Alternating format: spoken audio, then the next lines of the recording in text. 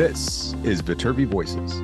Coming to you from the University of Southern California, Viterbi School of Engineering. We're here to give you the inside scoop on research, classes, student life, and so much more. All of these shared by students, faculty, alumni, and other members of the USC community.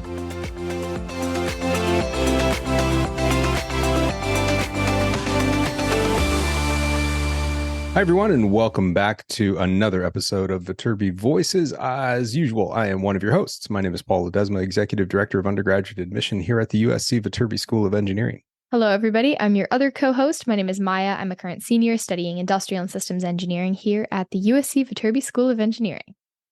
I am, in full disclosure, the reason I was a few minutes late is, and I'm trying to pretend that I'm not out of breath, but I just finished a workout 2 minutes ago. And I've been trying to compose myself and not be entirely sweaty and out of breath. And I don't think I'm pulling it off. No, it's honestly, I wouldn't have known had you not said anything, which might just be the mental state I'm in right now. But I couldn't tell. No, I'm impressed too. I actually have on my to-do list, wake up early tomorrow and go to the gym. I need to fix my sleep schedule before I go home. What are your fitness routines these days? How do you keep yourself healthy? This semester I've really been into going to a yoga class. So I'm part of a climbing gym and they have this yoga class at 7 a.m., which is the sweet spot where I wake up early to go to this class. And then it's 8 a.m. and I just feel great. I already got a workout in and it gets me out of bed. Yep. So I've been enjoying that. Other than that, just going to the one of the gyms at USC. I really like the Village gym. I think it's closest to my house. It's nice. Other than that, I'll just I don't know, maybe hop on a machine. Maybe I'll find a rack. Just kind of depends on what I'm feeling that day. You're just kind of floating. You're just floating through the gym with no plan. You're like, oh, look at that. Let's do that. Sometimes I'll go with somebody and I'll just work into whatever they're at. If they're doing a leg day, I'm okay, yeah, I'll do legs. Just it depends on how much energy I have and how often I've gone in recent history. And right now I've definitely not been going in recent history. So it always feels like it's the last thing you want to do. And I know everyone tells you, and I'll be another one to tell you, but even when you don't want to do it, that's when you should, because it changes the rest of your day dramatically. Agreed. I'm always I struggle with sleep, struggle with energy. And I'm gym is literally the answer to both of those. The answer to all of those. Yeah. So tomorrow. All right. Well, so many things to talk about. And I don't know how much you want to do with this in front of the episode or in the back of the episode, but we got to talk about end of the year. We got to talk about this is the last episode. We got to talk about holidays and winter break. We got to talk about when we're coming back. Do you want to push all that to the end of this episode and just kind of dive into your content here? Yeah. Let's push it to the end, because I think there's some good threads from the episode. I don't want to spoil anything for anyone, but there are some good things that we can touch base on as well. But yeah, this is, like Paul kind of alluded to, this is our last episode of the year, which is crazy. It's flown by. But I'm very excited for all of you to hear this episode. So I'm interviewing one of my friends in Industrial and Systems Engineering. His name is Ryan. And I actually teased this at the end of the last podcast. But Ryan is I think he's the only person I met at USC who just listens to all of the Viterbi Voices podcasts. So Ryan is an OG Viterbi Voices fan, which is awesome. And it was always kind of fun in class. I would ask Ryan what he thought of the last episode, or he'd give me some ideas. So it's really special to have him on for his own episode. And I'm excited for all the listeners to hear. You'll hear Ryan talk about pretty heavy internships, what he likes, different outlooks, why he chose USC. Overall, I think he's really great on a podcast. Honestly, you can tell that he's a podcast fan. So I'm excited for everybody to hear. It's just a great conversation. Is he going to talk about this podcast while on this podcast? A little bit, yeah. So we're getting kind of meta. Oh man. Okay. Yeah, I All right. ask him about like his favorite episodes and like what he likes in the podcast. And then he Does he have notes also for us? Does he have notes for us on what we he should do actually differently? he came with a note, like a sheet of all the things that he wanted to talk about in his episode. And he also like he wanted to make this the most fun episode. So at the end he had this list of hot takes. So you know how you did like the quick takes? So he had his own, and it wasn't even like me asking him a question. It was just things that he wanted to bring up, which honestly, yeah, I don't want to spoil anything, but it Does was very entertaining. does he have notes for us though? Like was he like did he have like hey you guys, this is what I think you should do differently? Like is he coming in like He with doesn't say that critical on the notes? podcast. We might follow up with him afterwards. He doesn't have any like Okay. really Okay. critical notes on the podcast. He does mention some of his favorite episodes or favorite types of episodes. So, Okay, cool. Well, let's mhm. dive right into Ryan, super fan. And Ryan, thank you for listening to yourself now.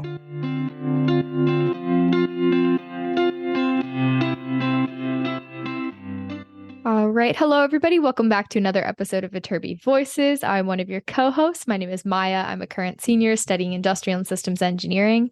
Chances are you've heard me do that same introduction on this podcast, but here we are again. And today I'm here with a very special guest. This is probably the only person I've met at USC who regularly listens to this podcast. And it's always been like an entertaining conversation in class. So I'm very excited. This has been like a long time coming to have you on the podcast. So my guest name is Ryan. So I'll have you introduce yourself. Yeah, my name is Ryan Slater. I am also in industrial and systems engineering here at USC Viterbi. And that is correct that I have been listening to the podcast for a while. I want to say since I was an admitted student, definitely since freshman year, Mm-hmm. but I've been listening to you and Paul talk for quite a while. So very excited to get a chance here to come on to the podcast. Yeah, yeah. Just out of curiosity, do you have is like does any episode stick out to you, or like what are your favorite types of episodes that we put out? I I enjoy most of the content on here. Uh, I think it's a little easier to say that episodes that are most interesting to me are the ones with people that I know, because I know you've done a couple with people within our major. Mm-hmm. You've had a number of episodes on engineering and business. I know you've had a couple episodes with post graduation plans, which I know we'll Mm-hmm. probably touch on here too. Mm-hmm. Yeah, I would say those more than the alumni interviews. I would never want to knock those alumni interviews that Paul do with a couple of guests because they're interesting in their own way. But Mm-hmm. I think everyone likes to hear from current students, whether you're a prospective student or current student listening to your peers. Yeah, yeah. I think especially the current student listening to your peers. I know like I learn new things about campus and like what's going on currently. I feel like every day like somebody on the podcast is involved in a new club. So yeah, kicking this off, let's start with what brought you to USC, Ryan? Why did you choose USC? I've talked about this with a number of people, family members, or whoever over the years since coming to USC. Hmm. And the truth is, it's a really tough decision to make when you're 18 years old and you're picking a school because there's an opportunity cost associated with everything, right? You're going to have to give up a lot of other great options. I'm sure You sound like an pretty much ISE, every, Ryan. yeah, I'm sure yeah, that's very true. Very much an engineer. Hmm. Now, I know that everyone who's getting in here to USC, they have a bunch of other offers to great schools, great scholarship opportunities. I think looking back on it, I probably put too much emphasis on the so-called prestige, right? Hmm. It's a podcast. No one can see me doing the air quotes, right? Hmm. Prestige. uh, and also the being in Southern California was exciting for me just because I never really grew up here, born here, but didn't grow up in Southern California, Hmm. but still had some extended family down here. So for a number of reasons, probably most notably being the programs, engineering school being held in pretty high regard, and just the low acceptance rate of the school. It probably weighed a little bit too heavily on my decision, to be Hmm. honest, but looking back on it. But when you're 18-year-old high school student or looking at colleges, you can be given a little bit of grace for that. Hmm. Yeah, seriously. No, I don't know, looking back, I'm like I'm proud of myself for getting here like Yeah. making this decision. I just remember it was like so hard, and like I think it could have been so easy to make a, not that there's a wrong decision, but I think I'm like incredibly happy and grateful that I ended up choosing USC, particularly during COVID when everything was going on. You know, we didn't have like a very educated like experience with like visiting a bunch of campuses once we were admitted because it was kind of COVID. So like, yes, I had been to USC before, but also there was some element of like, it's kind of a shot in the dark. You're like, I think this is going to work out. And like, lucky for us, I'd say it did now. Yeah, I guess you never know because you only live in one timeline, right? Yeah. Oh gosh, But I we're would, getting meta. I know, I don't want to send anyone into existential crisis here, but it was, you're right about the COVID part. And that was tough when you're looking at schools right after that period where we're admitted in 2020 is when that pandemic hits that spring. And then our first year being online, I think that was tough. And there were definitely some days in there when you have friends going off to in-person classes at some other schools where you're questioning the decision. But the outlook definitely gets brighter when you get down on campus in-person classes. Yeah, yeah, totally in-person classes. So now that you are here, you know, has that answer changed? Like the why USC? Like what do you enjoy most about your time like here right now? I have found a ton of enjoyment in the clubs that I've been able to be a part of. Our 3D4E 3D printing club down here. It's a perfect Joking say, segue. yes, yes. Well, we always have to refer to it as the premier 3D printing club on campus. Hmm. Also, the only 3D printing club on campus, so maybe premier by default, but nonetheless, the premier 3D printing club. And Hmm. all the opportunities that I've been able to get involved with that, just doing fun side projects, but working on those project teams, getting to meet people, doing outreach, different STEM activities in the community, guest speakers that we've been able to bring in, just being down there in the Baum Family Makerspace is something I think not just engineers at Viterbi, but any USC student should check out because that hands-on element of your college education is so important. Hmm. Yeah, for sure. I actually was just in the Baum Family Makerspace today, and every time I go, I'm like, gosh, why do I not go anymore?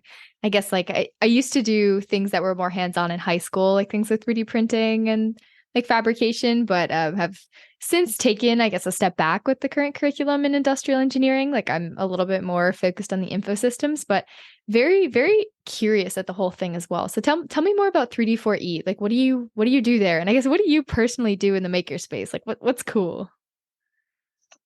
Well, as the name implies, we're going to be doing 3D printing. Hmm. And I think the big pitch to all of our prospective club members when we go to the information sessions or their involvement fair is that USC will charge you money to 3D print if you go to Levy Library or to the other 3D printers in the makerspace.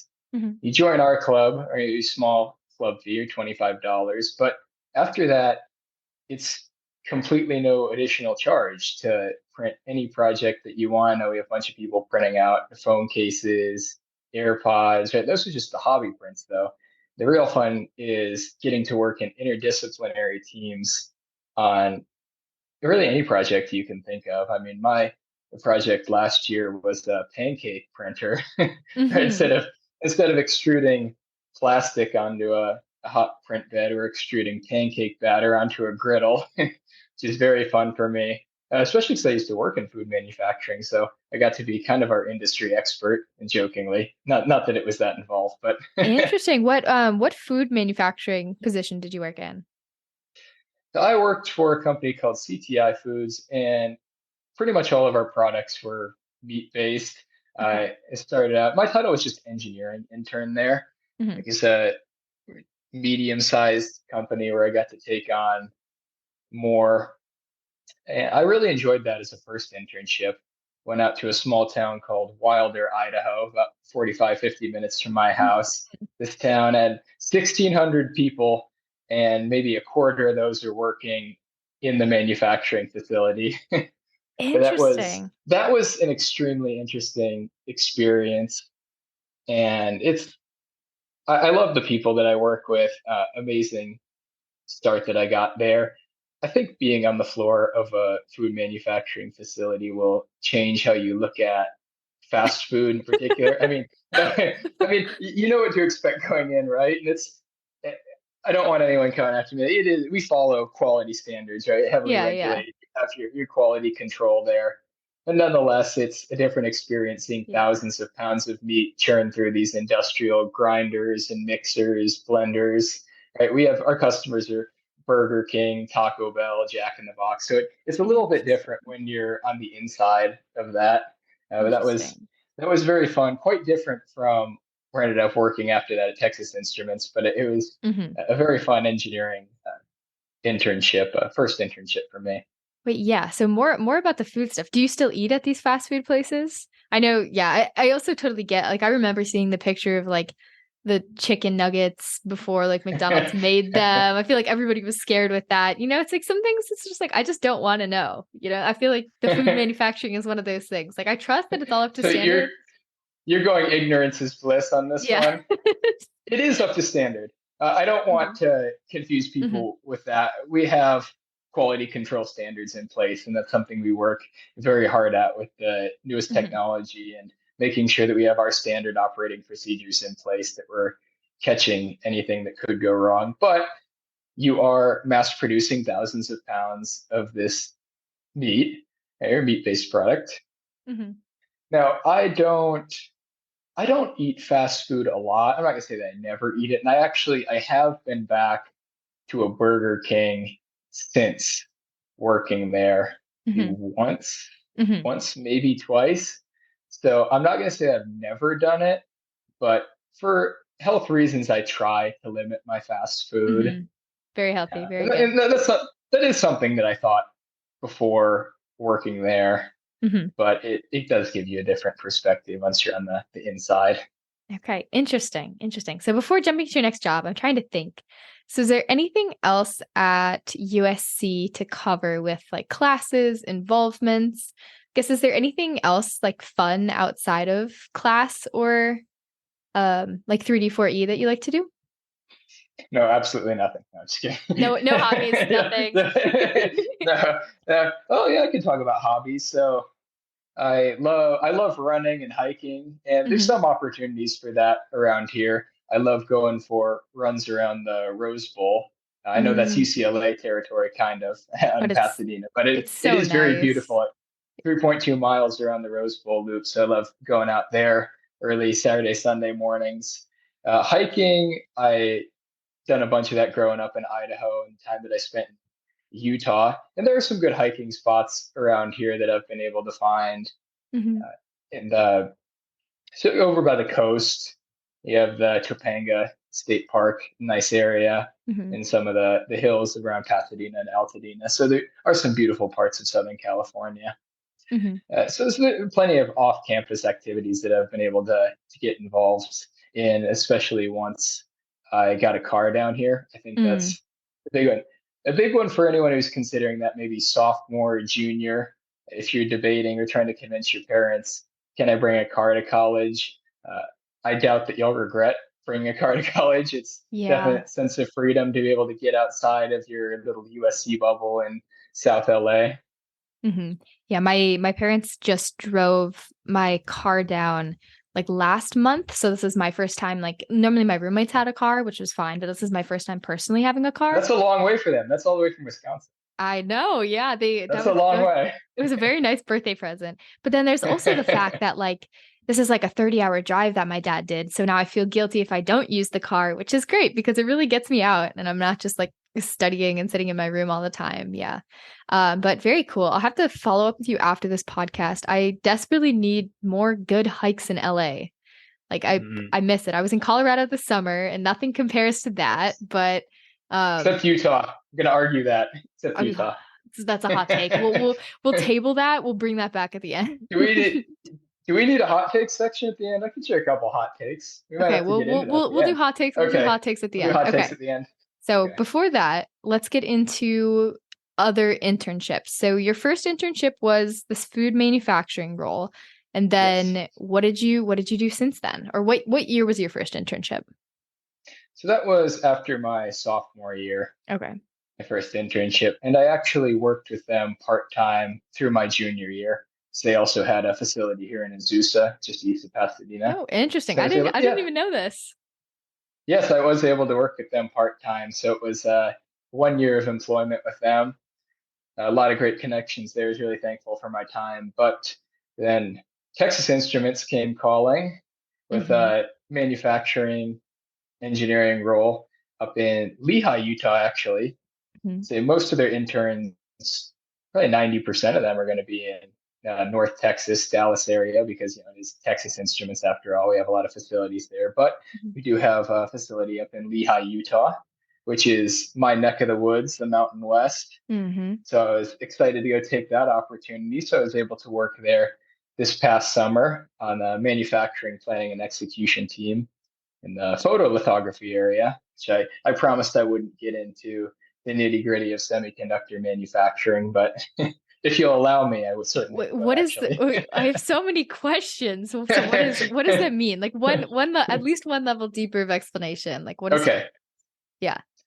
Photolithography. So that is one of the process that you're going to go through, one of our areas in semiconductor manufacturing. So the best way to explain it would be like stacking layers, like a skyscraper. You're going to have different levels, right? So you're going to have different metal conducting levels, right? Can conduct electricity, and insulating dielectric levels. And photolithography is using dense ultraviolet light to print a circuit pattern, right? Instructions for where you're going to deposit metal, where you're going to etch away material at these different layers. So it's like a blueprint for all these other process areas. But you use really expensive $50-100 million machines that are beaming down extreme ultraviolet light through these lenses and mirrors, right? There's cool physics that involve the optics of it too.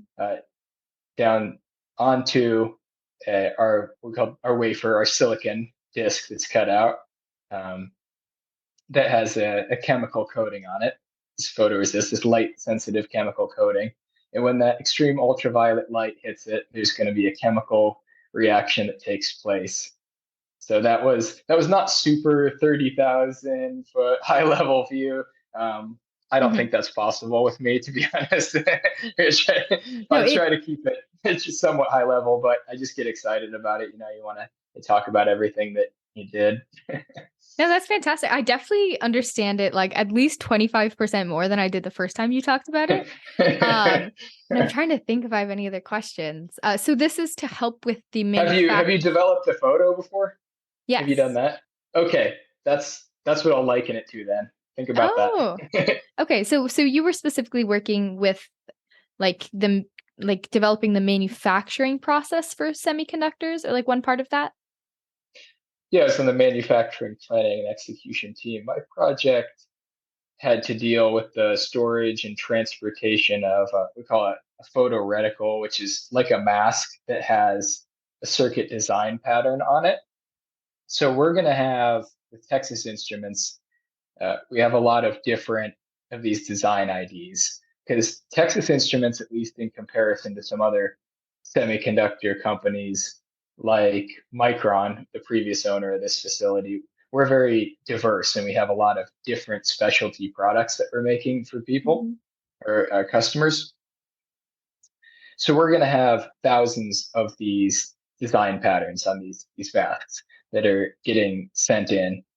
So handling that logistical standpoint with storage and transportation to and from our piece of equipment, we had to model that in terms of how much how many labor hours we need, and what square footage within the facility we need for storage. So it was actually a very operations research type problem. I utilized some linear programming for no way. Any other industrial engineers that are listening, or anyone involved in operations research, should be happy knowing that I did use linear programming. What language? Come up with in Python. Okay, nice. I was just gonna ask. Of course, my favorite. No, Python's everyone's favorite. Nice, friendly language. So I was going to ask, like, are there any other, besides linear programming, is there anything else from like the ISE curriculum or just like USC or Viterbi in general that you found has been really helpful in your internship? I also wrote some SQL code. Oh. Yes, which actually, to be honest, isn't my favorite. I love doing Python because it's so versatile. Mm-hmm. SQL is very useful, kind of like Excel. Excel and Mm-hmm. SQL are useful, but they're not as fun to me as Python. 'Cause, Mm-hmm. just SQL rows and columns and databases. But I did write some SQL code and do some data visualization stuff with that as well. So there was plenty that I was able to apply for my technical skill set that I got out of USC's ISE department at Texas Instruments. Mm-hmm. Very cool. And is this something, so I know you said that you get really excited talking about it, which is awesome. So is this something that you want to do for a full time, for a long time? What's the plan? Yes, that's the plan. Return to Texas Instruments. Now, the only thing I'm balancing right now is my desire to continue off my education to grad school as well. Mm. Fortunately, there's some people I've connected with up at Texas Instruments who have communicated some resources available with being flexible with work schedule around classes and tuition assistance that can happen. It's a lot of work to try to do school and work at the same time, but it's something I'm looking at. But yeah, that's my end goal would be to get a master's as well. Okay. And do you think you'd want to get a master's from USC or not sure like where that would be? And for unfortunately, fellow Trojans, my personal and work commitments will be taking me up to the Salt Lake area in Utah. Hmm. But this will make my parents very happy because they are Utes. They are University of Utah alumni. So I think Oh, overwhelming chance that I end up at the University of Utah, but that will make my Ute parents very happy. okay. Yeah, no, I get it. My dad would probably just like die of happiness if I went to the University of Minnesota and was a gopher. Like that would just like complete his life. But There's yeah, still no, a chance. never say There's still a never. chance. Though I will say Never say never. it's gonna be 10 degrees when I go home for Thanksgiving. I don't think I can do anything more than a summer there. Yeah, you can never knock LA's weather. You can knock some other stuff about LA, sure, and I'll give you that, but you can never knock our weather here. Seriously. Yeah. So when you talk about masters, do you think you want to get your master's in industrial engineering or something else? So I know like personally, I'll contextualize. Like I would love to study further at some point, but right now I'm just not entirely sure like what I would want to get a master's in.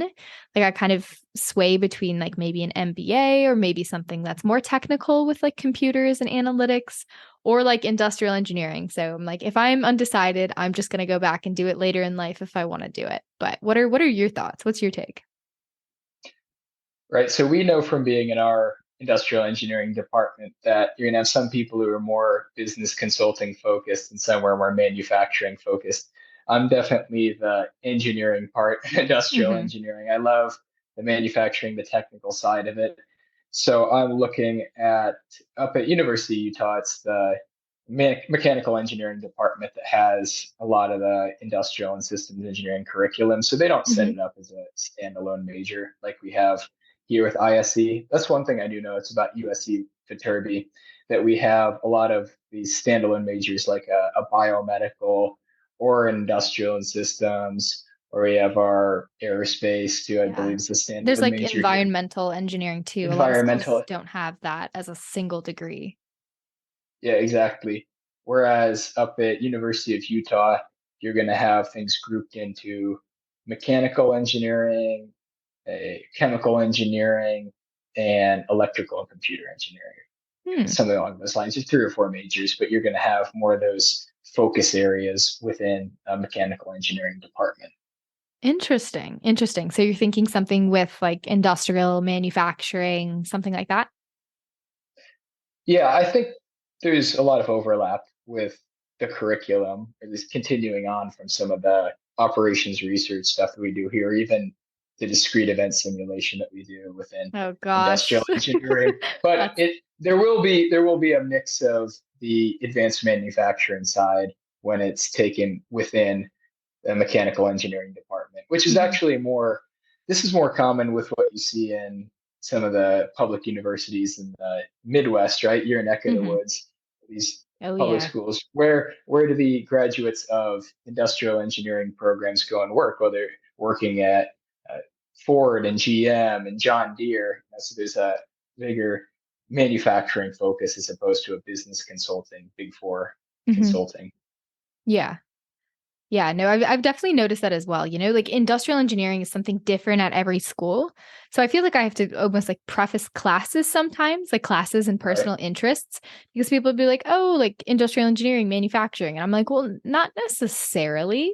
Like not everyone. Like at USC, there's a big focus on analytical technologies and like the business side of it as well, which is something that I appreciate and like was definitely looking at going into USC. Okay, so getting a master's, working at Texas Instruments, also congratulations. Yes. I'm currently in the like, I don't really know what I want to do, but I'll figure it out after Christmas. But yeah, I'm sure it feels good to not be recruiting. And did you get the TI internship? Was that through like any USC program or event? I apply just on Handshake. Mm-hmm. I know they come down here to the Viterbi career fair, but no, it wasn't. Neither of the internships that I got were necessarily because of the USC career fairs. Yeah, the career fairs are like they're helpful, but they're also kind of stressful in my opinion. Like I definitely seek out smaller events like with my clubs or something. Right. Like I'm in Lava Lab right now and like Roblox just came to do a recruiting event for the club. And like that's nice when it's like, you know, a lot smaller of a group versus like the craziness that happens at the Viterbi career fair, but also the USC career fair. Just see everybody Yeah, walking. it can be a mess. But when Texas Instruments, when they do come back to the Viterbi Career Fair, I hope what people can gain, anyone who's listening to our conversation, is that it is much more than a calculator company. Calculators are less than 1% of our revenue. You know, we put our chips in all sorts of things: industrial, automotive, biomedical devices, home appliances. So if you want to get a leg up on maybe half the other students that are visiting a Texas Instruments booth, and I get this from the people that I talk to, my colleagues up in Utah and attend these career fairs. They say a lot of people come up and ask, "Oh, you're the calculator company." No, just don't do that, and you have a leg up on a lot of people. Yeah. Yeah, that makes sense. And honestly, it's impressive if calculators are like 1% of their thing when I feel like every single person I know has a Texas Instruments calculator. I know. I think just as much as it is a business tool for them, it's an awesome marketing tool. Yeah, because it's just this is like the Bass Pro hat, right? Of calculators. You know, that was, and I know. I mean, I got my Bass Pro hat right here too. You're I'll show you.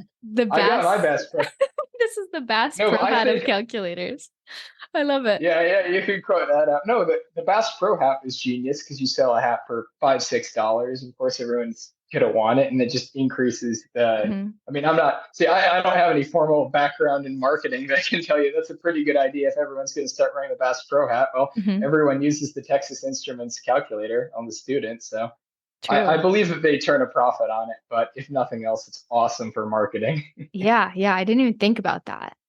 Well, very cool. Okay, let me check this. I'm like trying to see when is like an acceptable time for us to get into a fight about Utah and Colorado. Wait, I think we need a hot take section at the end because my goal for making this the most interesting podcast in the history of Viterbi Voices is to stir up just a tiny amount of controversy, you know, just a little bit. And it is an acceptable level that will get people thinking. Yeah, when I think back to like some of my favorite episodes or what episodes get the most views, like I think you're onto something, you know? There's like it's got to have some edge that makes it different than just a normal interview, you know? And yeah, some controversy, some hot takes, even if they could be incorrect. We'll see. We'll do some appropriate hot takes.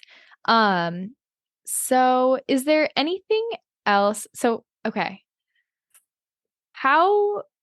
This is not a personal question for you, but a personal question that I'm like hoping to ask to help me. How did you like go about determining what you wanted to do? Or like, how did you evaluate whether like you like what you liked about your internship and whether you'd want to go back full time? I think a lot of it is the people that you meet up there, whether that's work or outside of that, and personal connections that you have in a place. That's the truth. It's more about that than Mm-hmm. the money at the end of the day for the vast majority of people.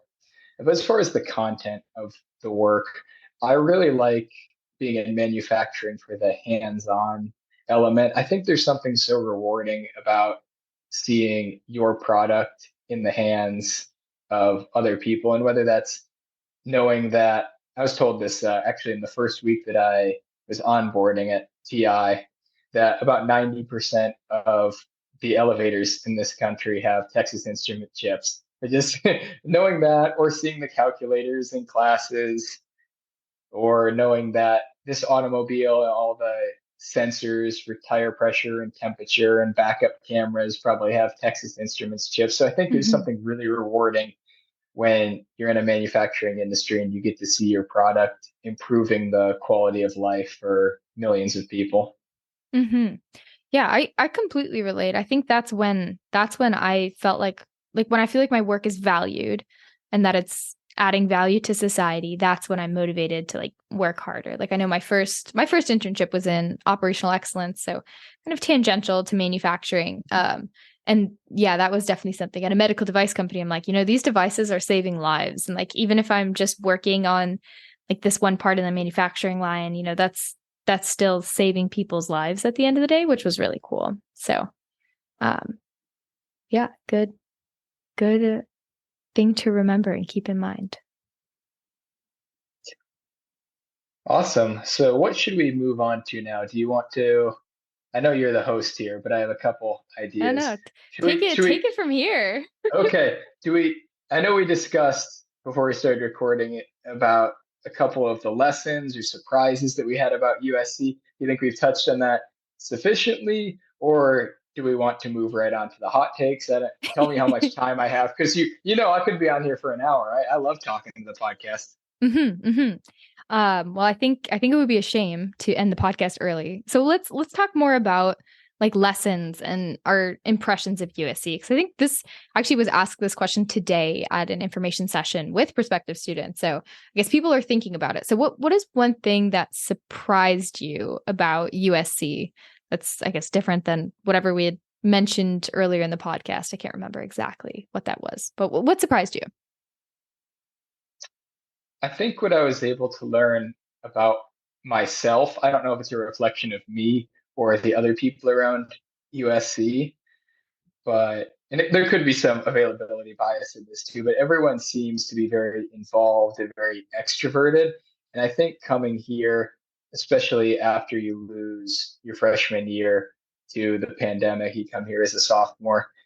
My regret was not involving myself in as much as possible immediately, or just getting out of my shell a little bit. I think I discovered that I was more introverted Mm-hmm. than, I know this is going to sound crazy coming from the engineer, right? But more introverted than I had thought beforehand.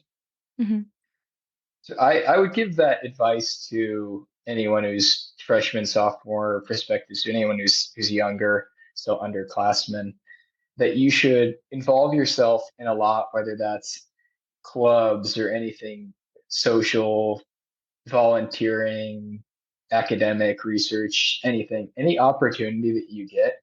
You only have this narrow window of time where you have access to all these resources at USC campus. Your time only moves in one direction, right? You're only going to be a college student during this time. So take advantage of it.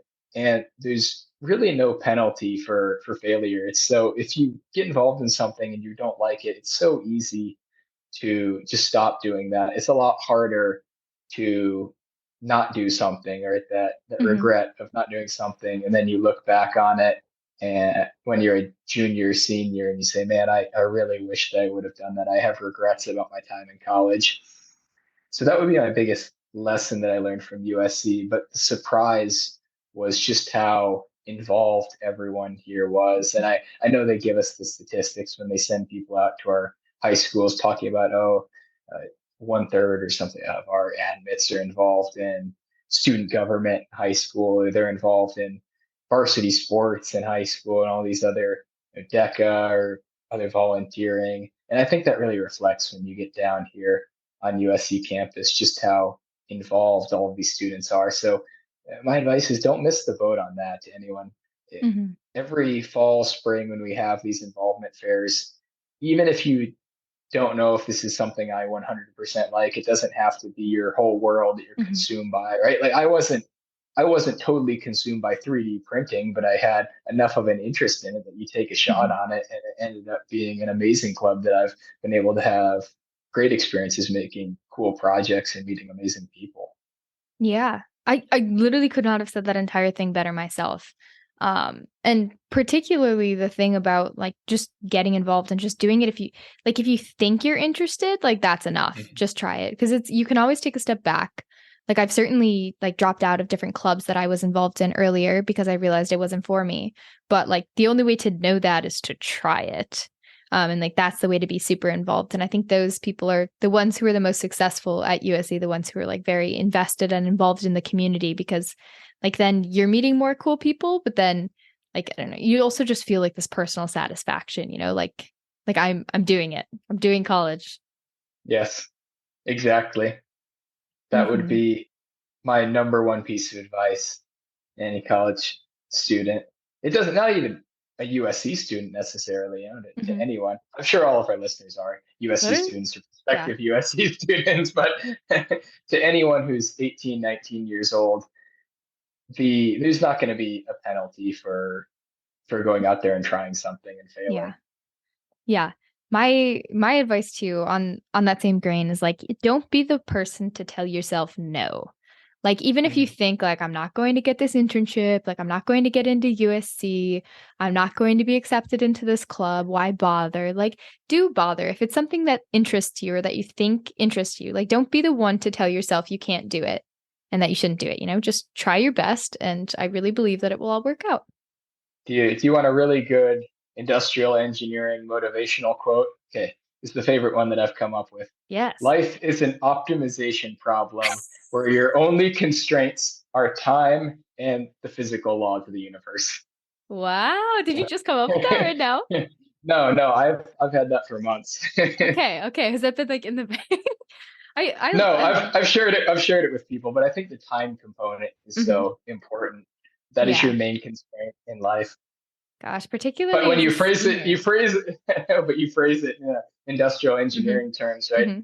Everything's about objective function and constraints. Nice little LP right there. Yes. Yeah, I haven't quite solved it yet. I don't know yet, but yeah. Well, there's no such thing as an optimal solution in real life.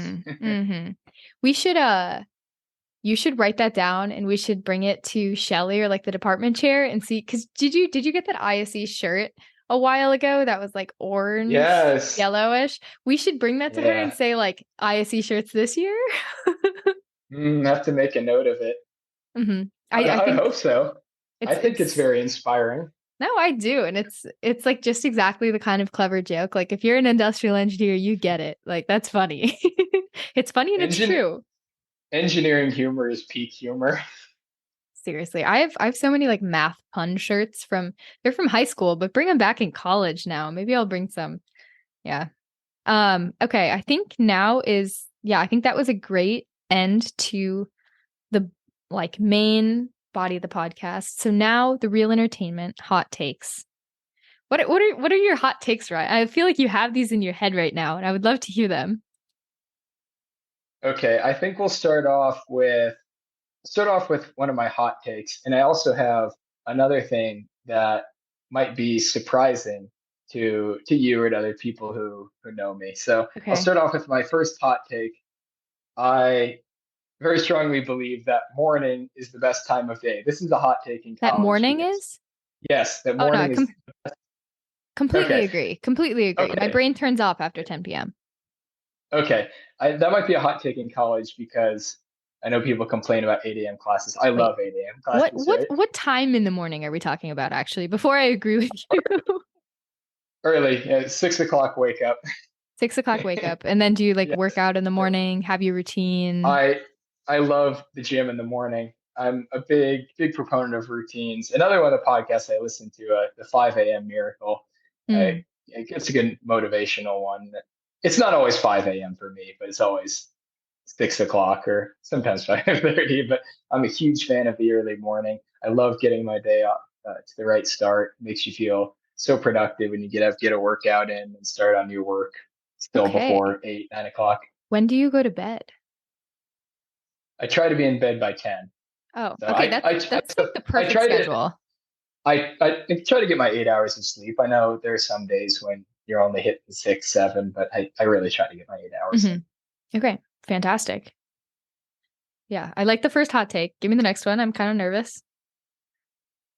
Okay, I'm gonna go cats over dogs, but I will asterisk that with I'm not really a huge pet person to begin with. I don't know if this makes it better or worse. I feel like if you're not a big pet person, do you feel strongly about this take? I do. Okay, I feel strongly about I'm not a big pet person because just growing up, some of the experiences I've had with dogs have been a lot worse Mm, than cats. So maybe my preference would be no pet. Period. I know that seems no okay. fun, We'll but we'll say that's the hot take. when you're given the choice between cats and dogs, though, cats are better than dogs. Okay. I disagree. Yeah, most people probably would. But fair enough. I know some people are into their cats. Like it's fine. It's not me, but it's Okay, you. I got this one for you. Country music is the best kind of music.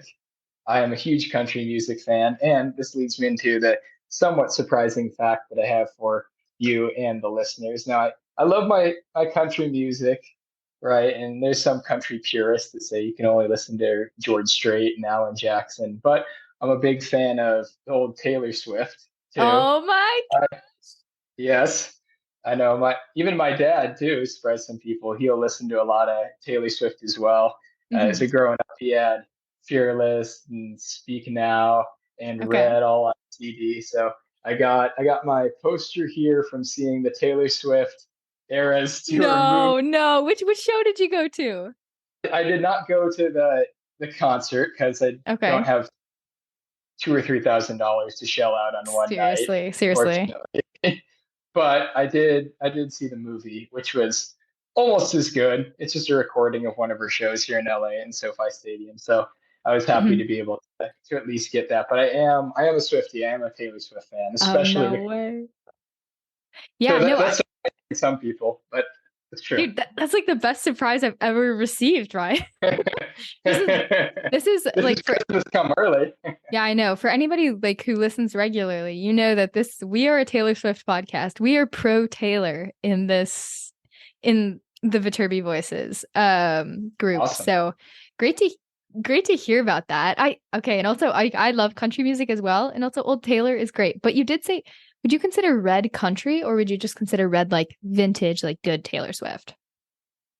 Yeah, Red definitely crosses over into that pop country. I Hmm. think it's still classified because you have to classify in Apple Music what Hmm. genre it is. I believe it's still country. Okay. Because Yeah, it's a because little 1989 was the first pop album. I still consider it country. There's some country leaning songs on there, some pop leaning mhm. songs, but I enjoy Red. It has All Too Well is on that Oh, album. So do you like the country, 10-minute version? I do. A lot of Taylor Swift songs are pretty long. I know Enchanted is over 5 minutes too. So I can appreciate a 5 or 10 minute Taylor Swift song. I don't know if I would have that patience for some other artists, but for Taylor, yeah. Yeah. I just remember like I think when she released the 10-minute version, like all the radios were like, we're not gonna play this, but then it was like the only song that they played because it was so popular. Yeah. Oh, good stuff. Good stuff. What's your favorite Taylor Swift song? I like Sparks Fly. I'm a big fan of the Oh. Speak Now. Actually, I did an album rankings. I sent this back and forth with a couple people, but I had Speak Now as the best album. I think I had Speak Now, Fearless, and her first album, her debut Taylor Swift Hmm. Hmm. album is my top three. That's a good one. But Yeah. I like Sparks Fly and Speak Now. That's a good one. Yeah, I think Speak Now and Red are my some of my top albums. Also, I really like Evermore and Folklore. Like those also, I don't know. Those came at a good time. Those little pandemic albums, bopped those. Right. There was a little bit of hope for us country fans when we heard Betty that, oh, maybe she's going to come back to Yeah. country Oh my music. gosh. That's But it's exactly what I this thought. turn into alternative indie space, which is still good. I think I'll enjoy for the most part whatever Taylor Swift puts out. But I definitely prefer the country Taylor. Yeah, yeah. And it may be with the Eras tour though. It's nice that she brings back like the rest of the catalog because like there really are so many songs and like so many good songs. So I also saw the movie. Loved to experience it all. Oh, do you have any other hot takes? This wasn't even a hot take. This is just delightful. Oh, okay. I'll get your opinion on this one. This is a good one to hear from you on. Middle America or the coast. So I'm pro Middle America, I would say, after spending enough time in both. What do you say? Where are we drawing the line? Like what's Middle America? Anywhere that's not on the coast. Oh. I'm gonna throw Idaho in there too. Anywhere Mountain West, Midwest, anywhere that's not the coast. I don't know. I'm a big Colorado fan. I really like the people in Middle America. I do like the beach. I've actually never thought about this. I really like New York. Like I think when I graduate, I want to live in either New York or San Francisco. But like long term, I definitely would want to live in like Middle America, I think. So I'll Are you mountains or beach though? Mountains probably. Okay, I'm mountains as well. Mountains as long as the temperature doesn't get below -20 Fahrenheit. All right. Yeah, specify. Just specifically have to clarify. Like, yes, I like the snow. Yes, I like seasons, but I do not like Minnesota seasons. Yeah, it can be a tough winter up there. Okay. Did you have these written down beforehand? I had some notes for these, yes. For my hot takes. Okay, that would be really impressive if I could just remember all this up the top of my head. No, I have a small sheet next to me. Okay. Notes written down. Do you have any other hot takes? I think that covers it for my hot takes. Maybe not scalding hot because I got a lot of agreement from you. Yeah, we'll see how the listeners respond. Maybe we just have the same hot takes. Okay, I'll think of I'll have one question. If you had to choose between I'm trying to think. Maybe I'll choose 2 ISE classes. Okay. ISE 435 versus ISE 225. So that's statistics versus discrete event simulation, which is pretty much statistics. I really liked both those classes. I actually had the same professor for both those classes. Me too, actually. Dr. Stodden taught both of those to me. Oh, you had Dr. Stodden for 435? I had Dr. Stodden for 225 and 435. Okay. I really enjoyed both of those classes. I think I'll go with the 225 engineering statistics because I'm a statistics minor also. So I love statistics. Nothing against 435. I enjoyed both those classes, but I will go with ISE 225 engineering statistics. Okay, awesome. Well, I guess we'll leave it at that. Do you have any other words of wisdom or anything else you want to say before we wrap this up? No, I don't think I have any other words of wisdom for the podcast, but we will work on getting my quote about life being an optimization problem on our department t-shirts. But thanks for having me on, Maya. I've been a long-time listener, as you alluded to at the start of the podcast. Been listening for 4 years now. So it's great to finally get a chance to be on here. Yeah, no, it was great to have you. Thank you for taking the time. And I'm sure everybody else will, enjoy the conversation. Best one yet. Thank you, Ryan.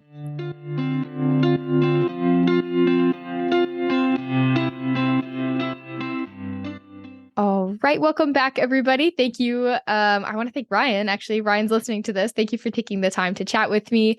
It was a really fun podcast. Really fun to hear about Viterbi Voices, all the things that you've done throughout the years, all the things that you've thought of the podcast, and also, most importantly, Taylor Swift. I don't have to spoil this now. Ryan is a Swiftie, which is crazy because he brought it up. It wasn't even me, Paul. Really? Yeah, it was his hot take. He was like, I just really like country and I really like Taylor Swift country. And I was like, oh my gosh, this is my kindred soul. Like, wow. Amazing. Are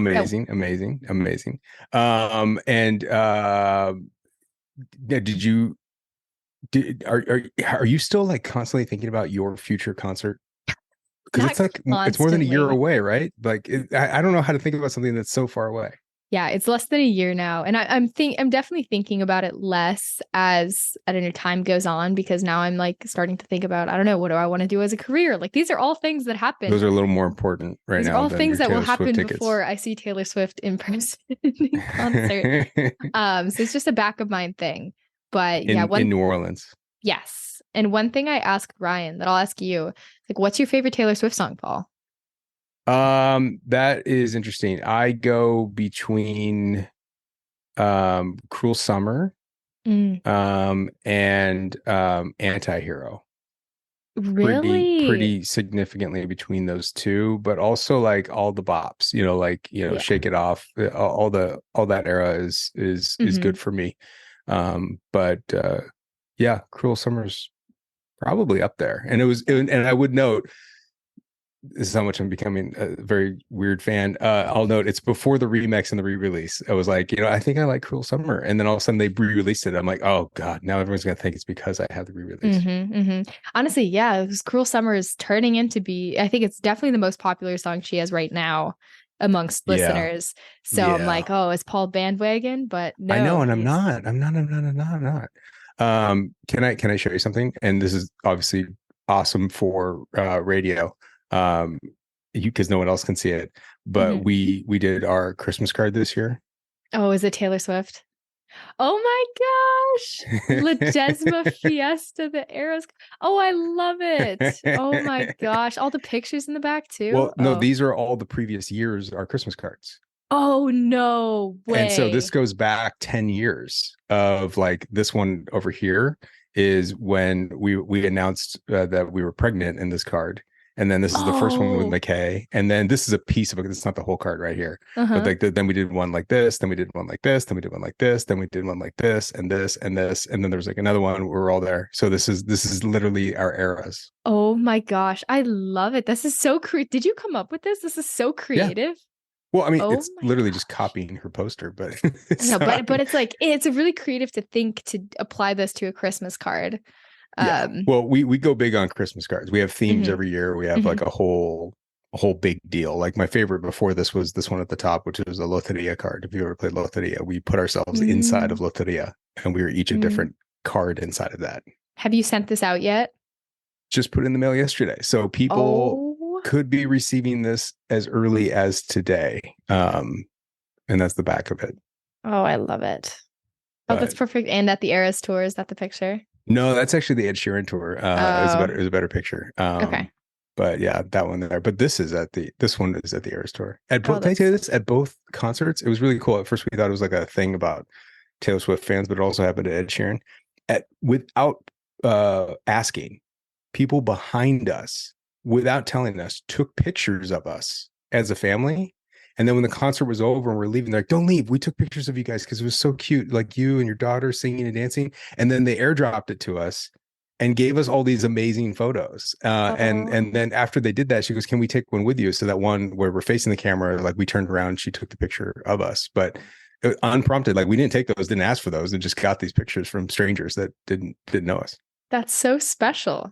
Yeah, it was very cool. That's so kind. Yeah. Okay, very cool. I'm impressed with your Christmas card, but yeah, I feel like it's crazy cool every year. We try. It's a cool thing. It's fun. And then it's also like a stress thing. And then the envelope. Oh, is this one for Angie? That one's for Angie. Yeah. She's going to get that next week. Because I don't mail, I hand these to them. I don't want to waste a stamp on them. I see them. But yeah.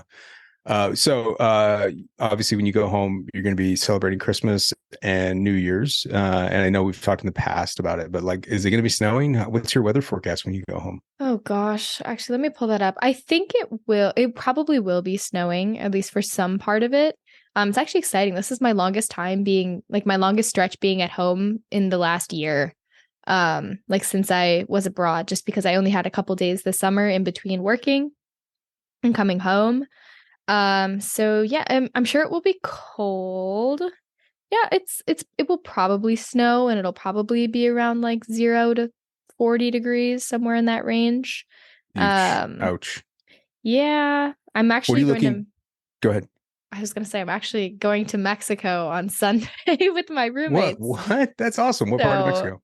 we're going to Punta Mita by Puerto Vallarta. Oh my God. I've been wanting to go to Punta Mita. I've not been to Punta Mita, and every one of my friends talks about how great Punta Mita is. It's like the perfect place to go for vacation, particularly as a family too. I will endorse it 100%.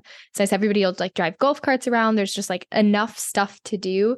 It's like a Mhm. hybrid between like an adventurous vacation and like a resort vacation. Right. Yeah. So, anyways, I'm very That's what excited I've for that. understood. It's this really weird hybrid. Mhm. So I'm fascinated to see how that's gonna go. Well, how long are you staying there? Just I think 4 days, 5 days. Actually, I'm going with Peyton, and this is her first time out of the country. So there's Really? also that to look forward to. Yeah. Wow. Okay. Okay. And where are you guys staying? Do you guys have a place? Do you guys know where? Have you been? You've been before? Yes. Yeah. I actually went Okay. earlier this semester. My other roommate has, her family has a place there. So we're fortunate enough to just be staying there. Awesome. Well, that's cool. Very, very cool. Have all the fun, Hmm. and then so that means you're done. You're just wrapping everything up and getting out of here. Yeah. Yeah. Tomorrow is kind of like tomorrow's Friday. It's my only in-person final. And hopefully I'm going to turn in my essay that day. And then, yeah. So I know you were asking like what I'm looking forward to. So I'm And that looking was forward it. to Mexico and then Yeah. seeing my family. But Obviously, now just throw Mexico in there. It's okay. You see them yeah. all the Hmm. time. Very, very cool. That's exciting. We, yeah, our stuff is honestly, we're kind of like replaying last year. I don't know if we talked about it. We found out, hot tip, hotels in San Diego for some reason are incredibly cheap over Christmas break. Like no one goes to San Diego for Interesting. Christmas, which it's just one of those things. It just happened because I was like, where can we go where we can drive, where we don't have to go to an airport Hmm. and have a good time? And like, when you go up the coast and you go to like Central California, which we were talking about last week, Hmm. the hotels just got expensive because I think people like theme themselves around going up Mm. north or Central Coast in Christmas time. Palm Springs also, again, like, oh, let's go where it's warmer. They go there. San Diego, like no one really goes because it's kind of like the same weather. Mm. Um, and so we're going down there and hitting up the zoo, but also there's a really cool, if you've ever been to Hotel Del Coronado, Yes, actually. they do a lot of stuff for Christmas. They have like a light show in their trees. They have an ice skating rink. They've got like these little Oh. like fire rings you can do s'mores at. It's all super, super fun. So we're going to go down there and spend some time, and some other families in our neighborhood, at least one, I think is going with us, and just hanging down there before Christmas. And then after Christmas, the week after Christmas, I think my sisters in-laws who we're close with are coming into town, and we might spend some time with them. And I'm excited because we just booked, I don't know if you've ever been, we booked a brunch at the Magic Castle. I actually have been to the Magic Castle. Have I you went been? last year. I'm surprised if I haven't talked about it on the podcast. Yeah, I loved it. It was so cool. I went What for was it? Did you go dinner. for a dinner? Okay. Yeah. So that's like, supposedly that's better. This is the one that they allow kids in. I was So gonna say we're I going think with it was 21 plus. Yeah. yeah, they're very strict there about what they do, but they do open kids up. So we're going to a brunch on New Year's Eve day to the Magic Castle. So I've never been. I'm excited. Oh, that's Um, so fun. I'm sure they still do like all the same magic and stuff for the brunch. yeah, and I guess it's not as like highest of tier magicians that work Okay. the brunches, but Mhm. the cool part I understand is that they do have kids in like an intern program, and Mm. like maybe teenagers or whatever, and so you could see them doing their magic, and that would be kind of fun to see because Oh, that's I have cool. lots of weird feelings about magic. I think most magic is really not that good. It's really embarrassing for whoever's doing it. But then when the stuff's good, I'm like, I don't understand how that worked. That was really, really cool. So I Yeah. have two sides of the coin there. Exciting. Well, regardless, it's a really cool environment. So I'm excited to hear about that next year. It'll be fun. I'm bummed out because McKay has to have teeth extracted over Christmas break. Oh no. Yeah, I know. It was basically like we're looking at orthodontists and all this other jazz, and they're like, oh, these ones, like a lot of her teeth came in early, like her grown-up teeth, adult teeth came in early. But there's some that haven't, and so her mouth is just like crowded, and they're like, okay, we need to pull these 4 teeth, and we're going to do it over Christmas break. And so I'm like, okay, let's put it after Christmas between New Year's, and hopefully it'll be forgotten about. Yeah, hopefully it'll be good. Actually, fun fact about me, I've had 10 teeth pulled. So oh my gosh. I had a similar, not at the same time. At once? I did have 4 at once. 4 at once twice, and then the other 2 separately. How old were you? I was pretty old, so my teeth just like didn't fall out. And similar to McKay, like my mouth was very crowded because my teeth are like, I don't know, my teeth are pretty large. Anyways, so I had like 4 molars pulled, and then I had like all my wisdom teeth pulled at another time, and then another time they just like pulled different canines that weren't coming out. These are canines. They're gonna be these that are coming out on both sides, and so she's gonna she's gonna have these 2 teeth. It'll come a eventually. little gopher. Oh, I have empathy though. The teeth struggles. How was your recovery? Because I don't know how this is gonna go. Yeah, I think I was fine. And I think the general premise is like the younger you are, probably the quicker your body will bounce back. Yeah. Is what they were saying. They were like, you might as well just get them out now. Yeah. It's crazy. If she scrapes her knee, it's like the next day it's gone. Mm-hmm. I'm like, are you like a mutant? What's happening to you? It just heals overnight. It's amazing. Yeah. So I don't remember my recovery being too bad. So I think everything will be fine. But eating might be weird for a little bit. I don't think I've told you this. She had this like preschool accident where she ended up putting a hole in her tongue. What? Like she fell or something. I don't remember the circumstance, and it was drama at the time. But like somehow she like bit in the center of her tongue and like put her tooth through her tongue. Blood everywhere. Like disgusting, horrible. Goes to the ER, and like. I fit down the whole time, like whatever. And then after, hold on a second, let me close. After like maybe going to the ER and everybody crying and freaking out, and it's like, well, we can like do something, or the doctor said like, or just why don't we wait overnight, see what happens? And literally, it's like magically healed overnight. It was just like, that's crazy. Just like completely done. Like the tongue, I guess, is crazy in and of itself and how it can regenerate, but also being so young. So I always think of that, and I'm like, granted, we're getting farther and farther away from that, but you know, she can bounce back. She's got her. I hope so. Crazy. Oh my god. Crazy. Yeah. So we've got some interesting ups and downs coming in the next couple of weeks. And in that time period, you're off. Everybody's off. The podcast is over for the time being. We've got a little bit of a hiatus here, and we will be back on January 7th. So that will be our first episode back between Maya and I. We don't really know what that episode is going to be right now. We're hoping that a mystery. Yeah. We're hoping that episode will be magically discovered and solved and created and produced sometime between now and January 7th. So if you are looking to apply, remember the deadlines are up on our website. If you're a transfer student, we've got coming up in February 15th. First year students is January 15th. And those are the final deadlines for the incoming class of fall 2024, which is so crazy because now we can talk about 2024 while we're going to be in 2024 because we're only a few weeks away. Oh, it's crazy. It's my grad year. I just like ever since high school, I just remember like, 2024, graduating from college, and now it's actually going to be 2024. This is crazy. We were in a meeting this morning and it was discussed that the quote unquote COVID class, that's us. That's me, are graduating this year. And we're like, can you believe that? Like that's how far along we are beyond the COVID year. Mm-hmm. Yeah. Because your incoming class, we're like, we don't know what was going to happen. Yeah. Yeah, no, this is crazy to think back at that. Crazy stuff. Anyway, all right. Well, with that, for all of you that are out there, enjoy your winter breaks, your respective winter breaks, whether you're taking a break from your college terms or your high school years. Enjoy some time off, some well-deserved and relaxed vacation. We hope that you're going to enjoy that break and come back to your winter or spring terms refreshed and ready to go. If you're currently applied, if you applied EA, we'll be back in touch with you mid to late January. There's not a specific date on that. And so when we hit January 15th and you haven't heard from us, that's because it's not mid to late January yet. So just wait.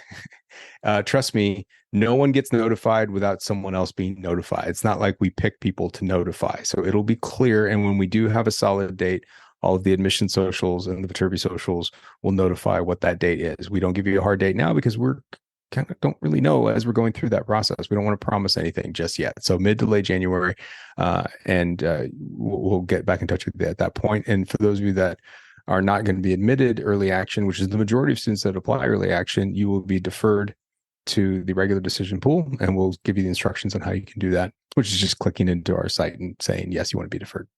Other than that, that's it. Thanks, everybody. Have a good winter break. We will see you all in 2024. Happy New Year.